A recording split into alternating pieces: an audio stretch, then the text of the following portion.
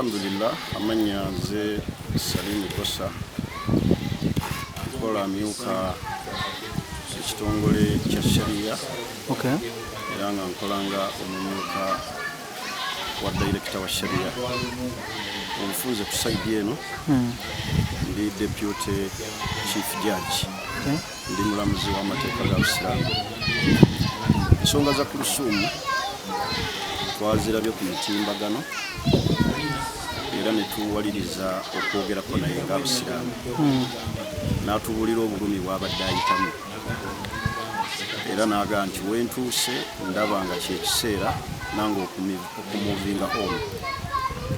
Naye mu mateeka agafa ag'Obusiraamu okwawukana tekubeera ku mitimbagano era abalina okujja mu kkooti ey'Obusiraamu bafune ekiwandiiko ekiri official nga basazeewo okwawukana.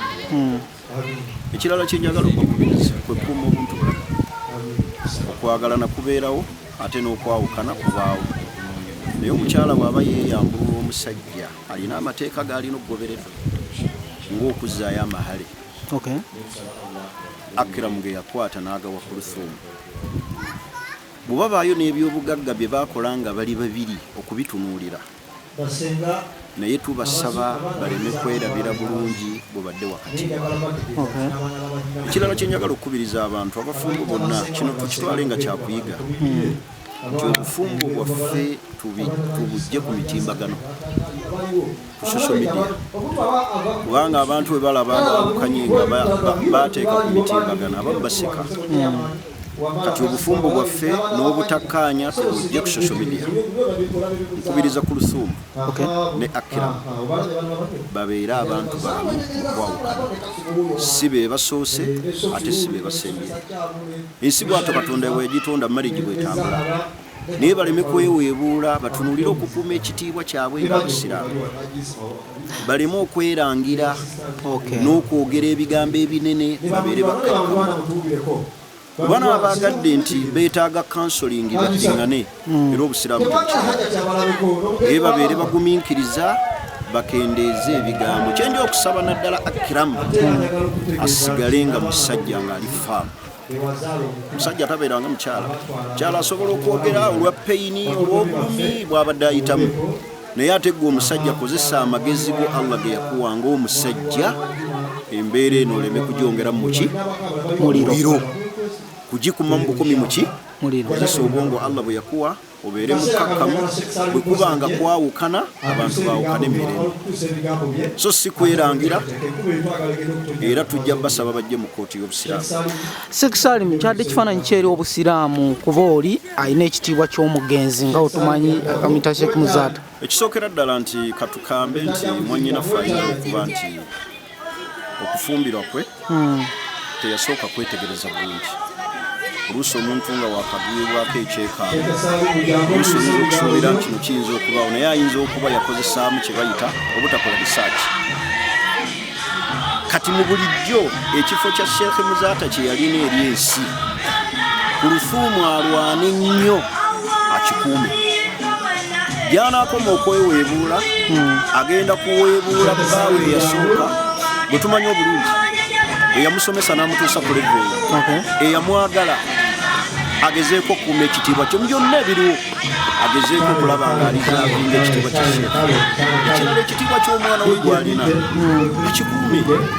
Ekirala naye Akram alina famire, kuuma ekitiibwa kya Akram ekya famire ye, kwegamba baleme kweweebuula kwogera bisongovu.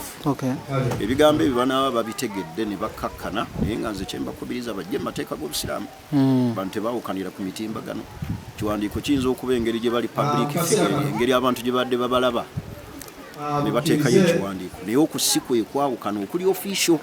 Okwawukana okuli official kulina kukolebwa nga waliwo omulamuzi ow'Obusiraamu n'atunula mu nsonga ze, n'atunula mu nsonga za Akram, n'atunula mu nsonga za Kulusuumu.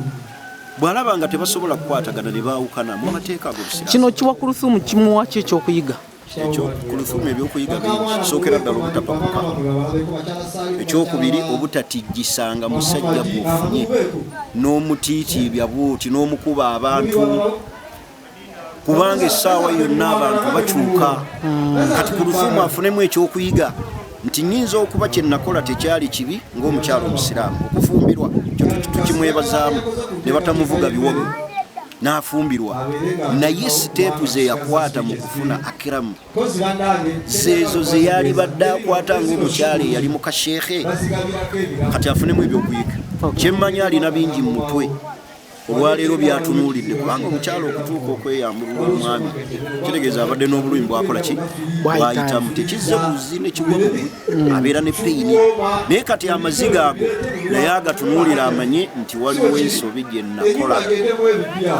Tweyanziza Sheikh Salim kuba kutekwawo oli emotional nyaniriza abakadde bange bafudde Makka naye nga aba BBS Terefayina yo TV yaffe Kabaka tugyebaza empeereza tusabira abakozi abagiriko n'okuweereza abantu bangi bakogerako birungi webali kwagala bazadde amina fena Allah atuwa okubaagala naye nga nkubiriza abafumbo nti abafumbo beeyise bulungi okwawukana kubaawo naye era twawukane muki mu bulungi bwe tuba twawukana toyawukana n'oswaza munno n'omuweebuula bwoti kusigazaamu akatimba ensozi ze zitasisinkana naye abantu bakola ki abantu basisinkana so tusigaze obulungi obwo nga Allah bwatugaa nti wala tansawul fadla bainakum teweerabiranga obulungi akiramu bwabadde nabwo ate naawe akiramu teweerabira obulungi ku bufumu bwabadde nabwo so tusigaze ekitiibwa ekyo nga tukuuma